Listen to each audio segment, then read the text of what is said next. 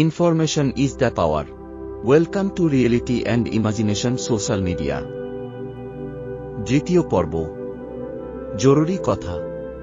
আপনি যখনই কোনো ফ্রি সফটওয়্যার বা অ্যাপস, আপনার মেইল বা ফেসবুক দিয়ে রেজিস্ট্রেশন বা লগ ইন করছেন, তখনই তার পাসওয়ার্ড তাদের কাছে চলে যাচ্ছে।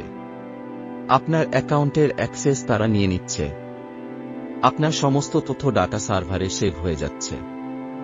অ্যাক্সেস আপনি নিজেই দিচ্ছেন, প্রতিটি সোশ্যাল মিডিয়ায় বিশাল শর্ত না পড়ে। শুধু এলাও, অ্যাকসেপ্ট দিচ্ছেন। সেখানে বলা থাকে, প্রয়োজনে কোম্পানি থার্ড পার্টির সাথে আপনার তথ্য শেয়ার করবে এবং আপনার এই ডাটা বিক্রয় হয় বারবার বিভিন্ন কোম্পানির কাছে। তাদের প্রোডাক্ট সোশ্যাল মিডিয়াতে আপনার সামনে তুলে ধরা হয়। মূল বিষয় অ্যালগরিদম।